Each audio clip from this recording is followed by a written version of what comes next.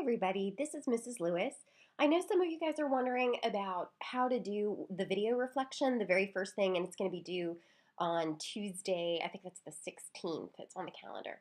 And so I wanted to give you some tips about how to go ahead and do it. It's just 2 minutes, and you're answering essentially 4 questions.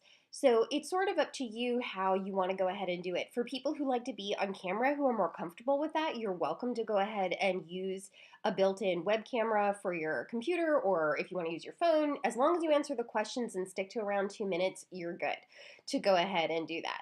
The purpose of the reflection is for you to have a chance very quickly to go ahead and fill in your teachers and me about what you're finding and where your topic's at and what you think your next step is. It's a great assessment because if you can talk about something, chances are you actually are learning something, and sometimes the process can sort of lead you to questions or show holes that you didn't know were there. So it's meant to go ahead and prompt that reflection, and it's a good thing to do while you're finding sources and reading them.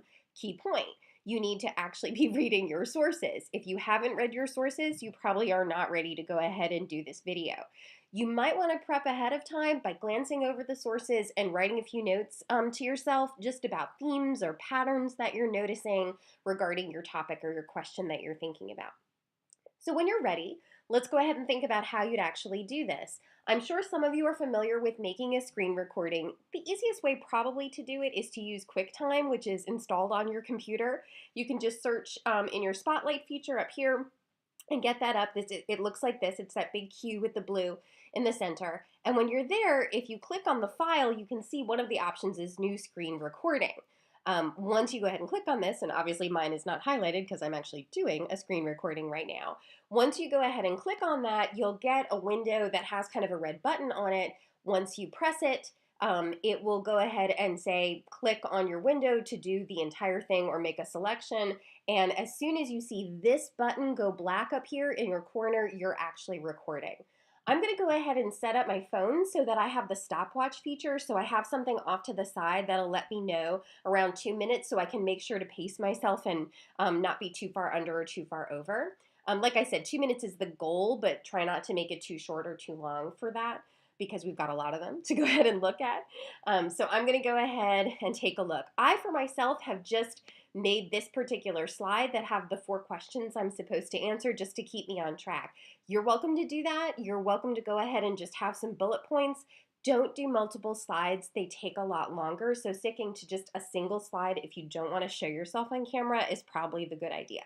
So let's go ahead and actually see what something would look like. I'm going to go ahead and hit the start button and pretend that I've gone ahead and hit the record button on QuickTime, but my stopwatch is going to go. So this is Courtney Lewis. This is my first video reflection for the interdisciplinary project.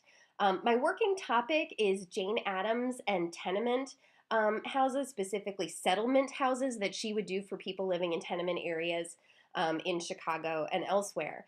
I thought that was a really interesting working topic, and I went ahead and found some sources. I have one of the American Era's books that is talking about her settlement work that she did. That's given me some really good background knowledge about where she fits into sort of the progressive era and the kinds of reforms that people were doing.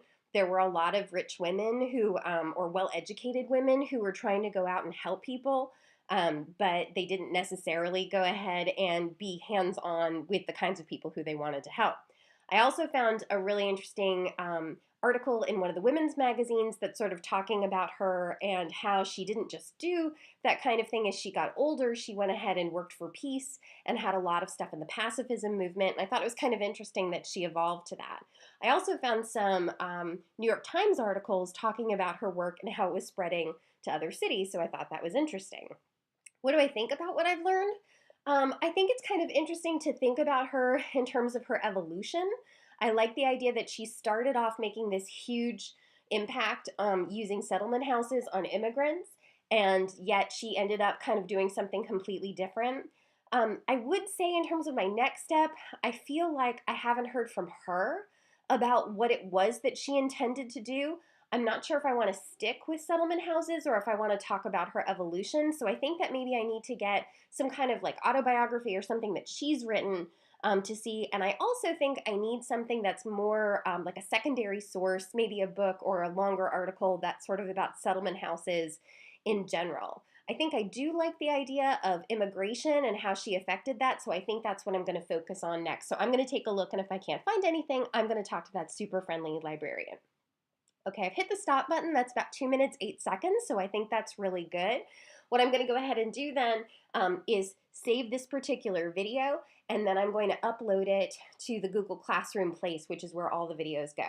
And I'm going to show you in a separate video what that would look like to do it, because it's really straightforward and it's very easy to go ahead and do. But that's pretty much what a video reflection looks like. It's not too difficult. And if you have any questions, please feel free to come to me at the desk and ask them. So thanks so much.